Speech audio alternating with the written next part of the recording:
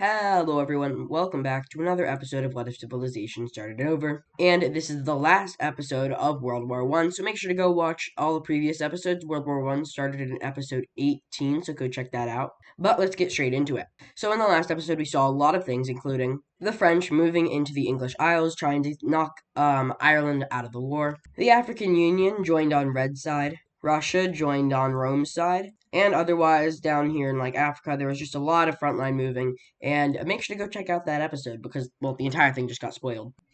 But anyway, we're going to start out over here in Cyan, and they've been having a hard time fighting green, but now with Russia in the war, it's going to be even harder. So let's see how this goes down. First of all, this part that's been cut off, yeah, that's taken over by Russia. Then Russia, through the north, they continue moving in, and so far they haven't actually captured any major cities yet, but Green has been trying at this major city, and they finally grabbed it, and they actually link up with Russia's front line, and they make one big front up north, and Russia keeps moving down. Otherwise, Green makes a spearhead out here to go cut off cut the country in two. I mean, I don't really know if this is land. It might be, but I don't know. But they do cut off the capital from the north, and now it's actually split in two. So the north is now cut off, and the north is actually much more prosperous than the south, in my opinion, just because, well, look at it. But they do Green makes an advance out in the south, and they capture this major city and the second major city right here. They also take over Mongolia. I didn't know that used to be there. Okay.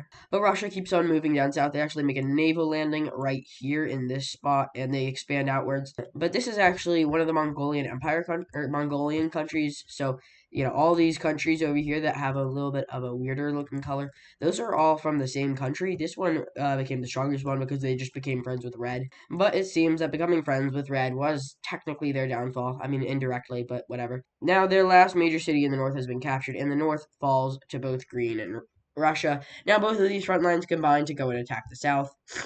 And the first thing to fall is actually the capital. Also, by the way, just in case I sound a little bit off, I am still sick. I know I was sick when I recorded the last video, one of the last videos.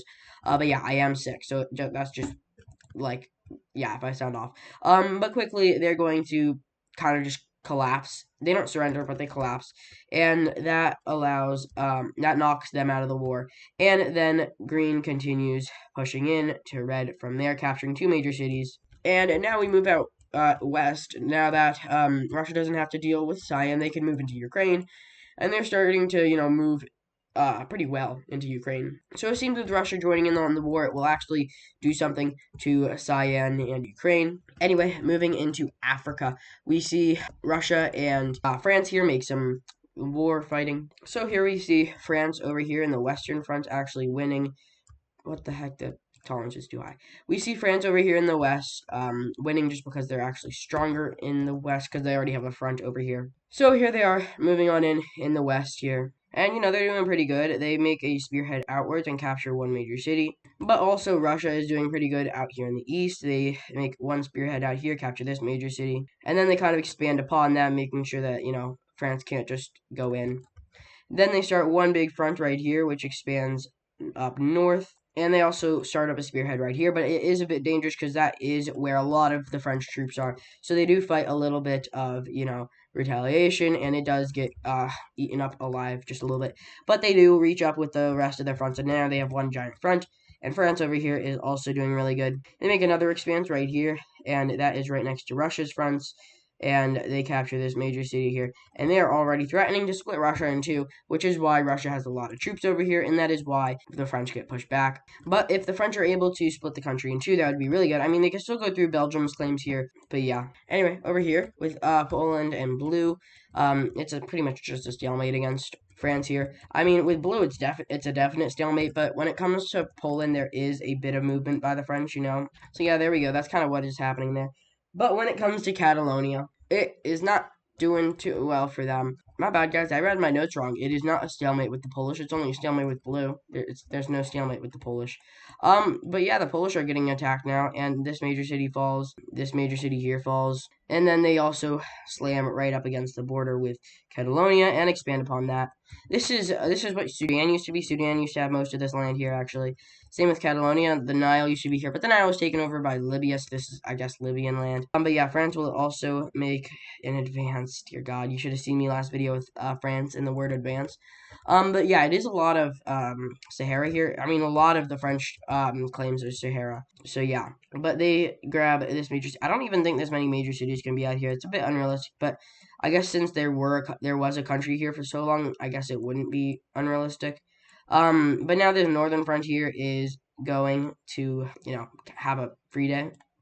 They grab this major city, and then they move up to grab this major city. It's basically just like one unit, kind of, and then they're expanding with more units joining, and the country is now split in two with just this little small part here, which easily gets taken over, which also means that they have a front against the whatever these guys are called, the Romans. God, my bad. But they move into the Russian, or whatever these guys are called. And yeah, they start attacking just a little bit. Yeah, there's a little bit of movement, just barely though. But when it comes to up here, they are moving a little bit better. They capture where Libya's capital used to be. This isn't where it is anymore, obviously, because Libya isn't here anymore. But they link up with Red over here, and as you can tell, it's not looking too good for them because now they're cut off from, Catalonia just getting there. Like they can't really get there anymore unless they go through Poland's claims, but Poland has to go through Blue's claims, which has to go through Russia's, and then, you have to go around. So it's really hard here. This is like the whole journey. So first they have to leave. Yeah, and then they leave, and then they have to go down here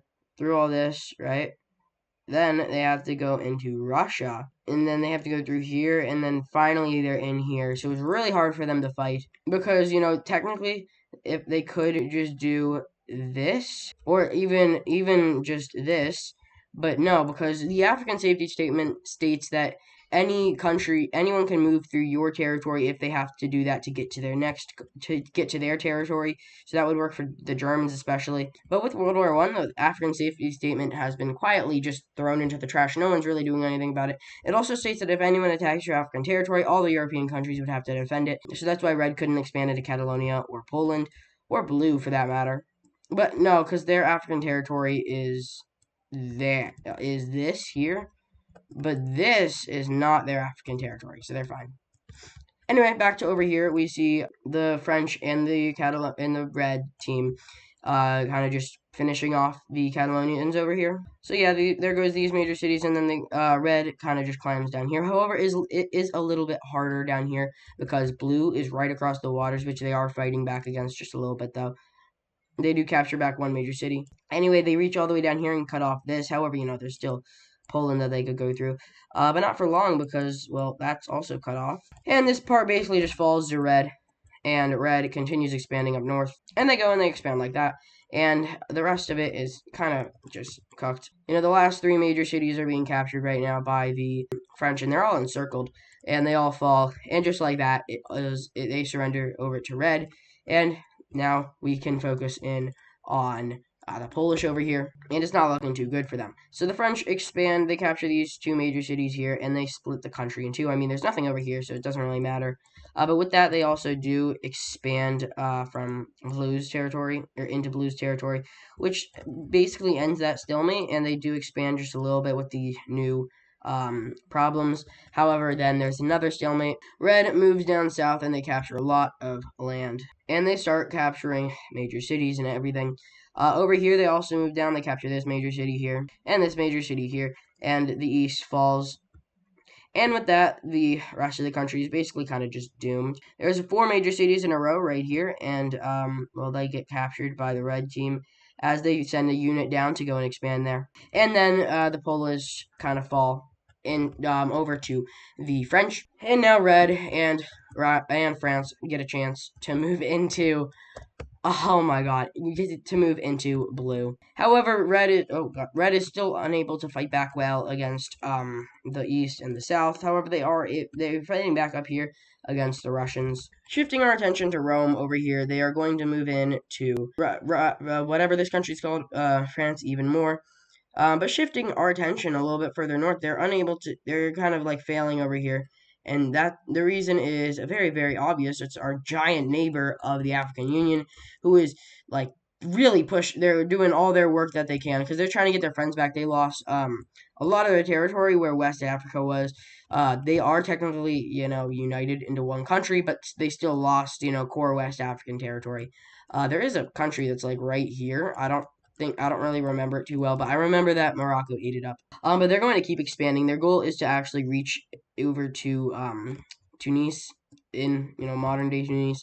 They send out a unit to go grab this thing, and then they also kind of encircle this here, and that falls. And with them fighting up here, that allows the French down here to fight back against the Romans. And they start a spearhead into said spearhead, and then they kind of cut off each part of the spearhead.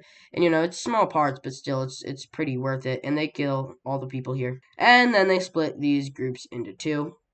So now, the Romans have two fronts that they have to fight on. And now moving down south, we're going to look at the South African front, which is a little bit more one-sided in my opinion. But right now, actually, most fronts are frozen, especially with Spain and the Norwegians. But Spain is pushing back here and there, especially with Ireland having trouble in their capital region. So that happens here. So we see them, just getting fought back against, which actually there is a lot of movement there.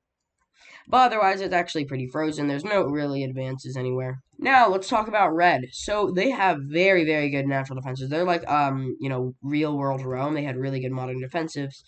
So what they have in their west here, this is, the Mediterranean, obviously. Right here, they have the Anatolian Mountains. Up north, they have the Caucasus Mountains. Out east, they have, I don't know what they're called. They're like, I think they start with a Z, but the Iranian Mountains right up here. But that doesn't mean they can't still make progress, as we see as we see India and green make their advances into red. And this is very, very odd. They used to be, complete enemies, when they fought with red, when India fought with red.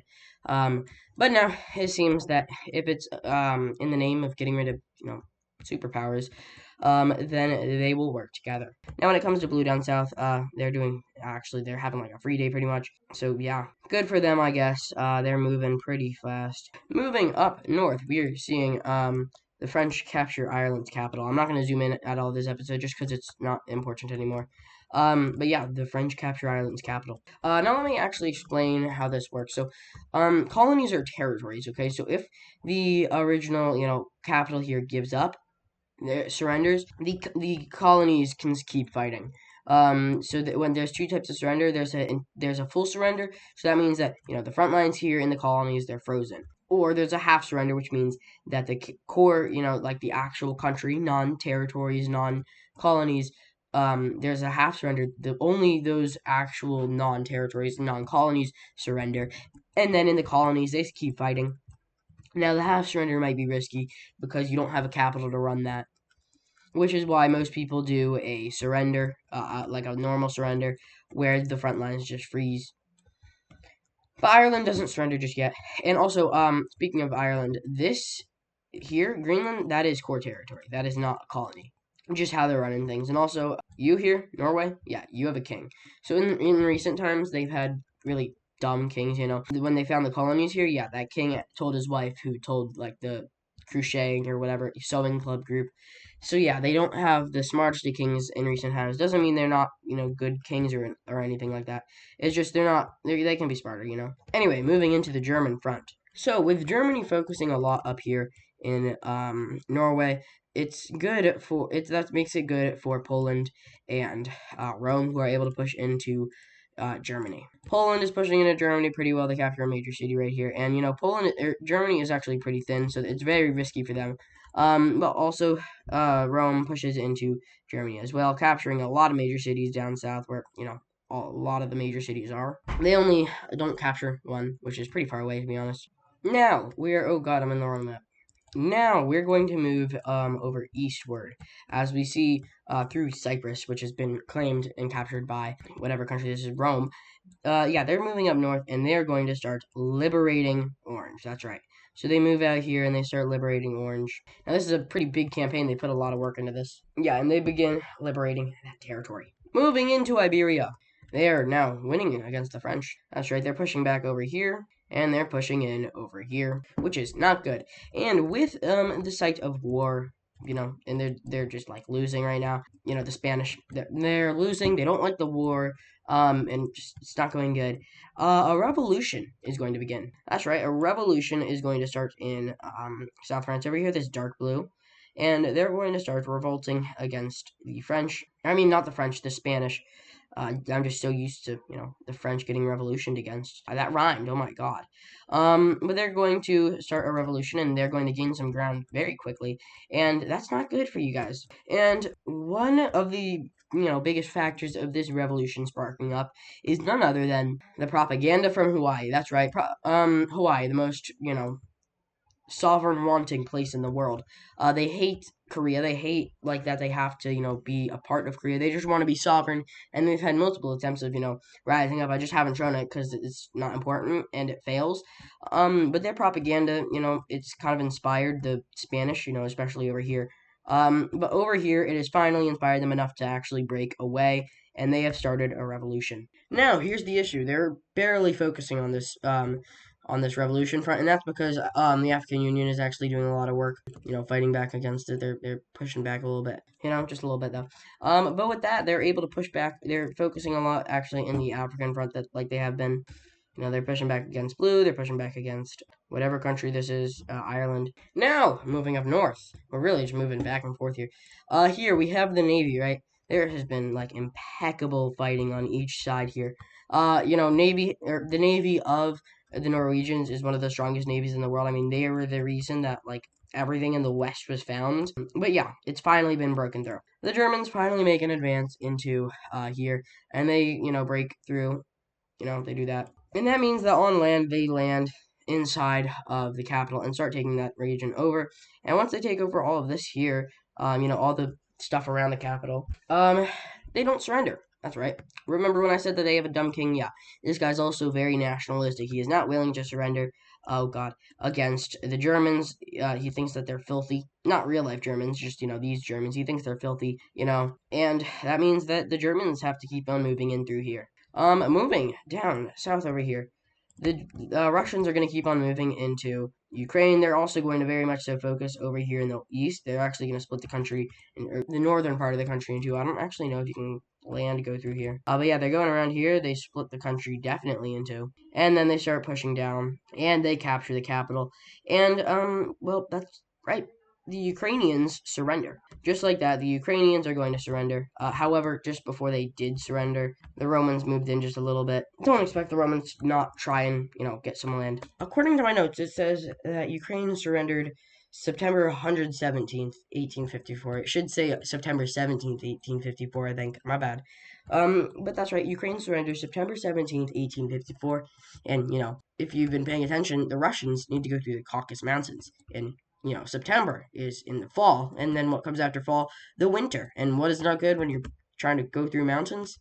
Winter. So the Russians are going to, start up pretty quickly, moving into here, trying to, make sure that they can get into the Caucasus fast enough. And they're going pretty fast. If they can make it through the Caucasus, then they have an easy shot straight at the capital. And with them having an easy shot straight at the capital, that means that the rest of the countries also have good shots at the capital. And, with that happening, we have really good shots at the capital right now. But no one is able to penetrate through all of their natural borders. Moving out west, South France it's not going too well for them. They get pushed back over here, first of all, and then a full advance starts into South France. You're cursed with it too, South France. Isn't that crazy? Yeah, their capital's captured. Oh, yeah, it's not too nice. There's like a massacre in the capital. A lot of people die. Now, obviously, that doesn't go too well with the French citizens, but they say that it was the Romans who did it, so it's fine. But that also doesn't make much sense. What is? Okay. These two major cities are captured, and then after that, the country actually surrenders. Just like that, South France falls. However, they did a half surrender. Wait, no, they did a full surrender. Yeah, that's right. So with a full surrender, now these front lines here, they're frozen. Wait, no, sorry. They did a half surrender. My bad. I was reading a different country's notes, so they did a half surrender, and with that, they're going. The African Union is going to keep on moving over here, and it's even easier for them to move now with them surrendering or half surrendering. My bad. Now with that, France is going to start moving into Rome from a different direction. That's right. They're moving in right over here. they're moving in pretty well. And moving up north once again, the Germans beat all of, livable Scandinavia. They've been moving through here for a while now. Now it is winter approaching, so that's why they've been like blitzing up here. But they get through all of livable Scandinavia, and then they send units out to go capture these major cities. But of course, the stubborn leader will not be surrendering anytime soon. Because obviously the stubborn leader has the fronts down here that he still wants to fight in. So they're still refusing to surrender just because of their colonies. Moving into Catalonia here, France is going to start moving into them. And with Catalonia getting pushed in on both sides, Spain over here is going to be able to push them back with, them getting two-front war here. And they're also a very thin country, so that's not good for them. And, two-front wars never end well. And Catalonia had a long, long run. But it seems it's all going to come to an end. They've lost their African country, their African colony. And now they're about to lose the homeland. The capital is captured by Spain, and then France moves down, and they encircle the rest of the country from the water. Spain moves in and captures this major city, and France takes over the rest of the country. Catalonia had a long, long run, but it seems it's coming to an end. Now, with Spain able to focus in on their civil war, it's not going too well. So first of all, they push back against the African Union, and they're getting pushed up against as well. Their capital is already facing some major issues, so they're going to have to push back against that. So luckily these two major cities are captured back. But one of the biggest factors about this is how much guerrilla warfare fighting there is when it comes to these guys. There's just a lot of guerrilla warfare fighting, so it's very, very hard for them to push back. But they're getting a lot of good attacks here, and they're finally getting pushed back just a little bit though, not too much. But with that pushback, there's also another pushback, which is, not as far, but it is worth it. And we're not really able to see much more happen here. Now, most South African fronts stabilize, except in the north, it's not frozen at all, except for, in the east here. But in the south, it is pretty frozen. Now, it comes to the final parts, almost final parts of the war. First of all, Red pushes back. This liberation fails. One of the greatest attempts so far. And then also, their standing over here fails. It's gone. They lose control over Cyprus here. And now they're getting pushed in over in the Balkans. Red is making the greatest attempt in history so far in an attack. The biggest amount of navy is right here for Roman navy, just like preparing to protect. Russia moves down. They're pushing forward, and they're sieging both these major cities right now. Red continues to move up the coast here with major artillery strikes hitting them. They keep pushing. This major city falls. Over here in the west, these major cities here fall. They keep on moving. Over here in the east, these two major cities finally get captured, and then two more get captured right after. Now, listen, they're about to enter into the Caucasus. The Caucasus are right about here, as you can see. So when they get there, that is where it's going to actually be hard, especially with winter coming around. Red continues pushing into the Balkans. So the Balkans, they're much, much bigger, and, but it's easier to push through them. The Caucasus are much, much smaller. However, it's much harder to push into them. And also, I have a good feeling Russia is going to lose most of their, tanks and stuff over here. Red's going to keep on pushing up north. They keep on moving. Red captures this here. They capture these major cities up here. And already, Rome's old capital has been captured. They're trying to get up to this big portion of major cities up here. Red spearheads up and grabs a lot of them. The country has been split in two, and this eastern part is now getting attacked. It's encircled over here, these troops, and, they're taken over. Russia quickly sweeps in, takes over here, and they're staring at each other right here, and they're, fighting, obviously. But there's not much movement, just because there's a giant river here, I think. Yeah, there is. Giant river right here. So there isn't much moving. Anyway, Red continues moving into, Red continues moving into, Rome right here, and they split into, with, it both being just taken over. It's pretty simple. They keep on pushing up, and they're approaching the Alps, which is very, very scary for them. Moving out eastward, Russia is now pushing up against the Caucasus, and like Hannibal in the Alps, will this Russian general be able to push through the Caucasus Mountains in the deep days of winter? Red sweeps around. They grab these two major cities and cut off the capital part of the country from the rest of the country. The Germans push back against the Romans all the way, which is the first time in this war, I think, that they've done this. And they actually make their advance into Rome, as Red does the same, kind of rushing around the Alps. Where are the Alps? Oh, the Alps are actually a lot further north, my bad. So yeah, they're pushing up against the Alps now. They kind of just go around it, but to make it simple, I'm just gonna say that they encircled it, and there's nothing there. So then the north is falling pretty quickly, and just like that, the north is fully taken over by 3 different countries. And now there's one last race. Red has to break into Rome's capital and take that over, and Russia has to push through the Caucasus to threaten their capital. And with that, Green, India, and Blue will have a much easier time pushing into Red's capital. Red pushes down, and they start attacking. No one has ever had military here in the entire world of the history. I don't think so, at least.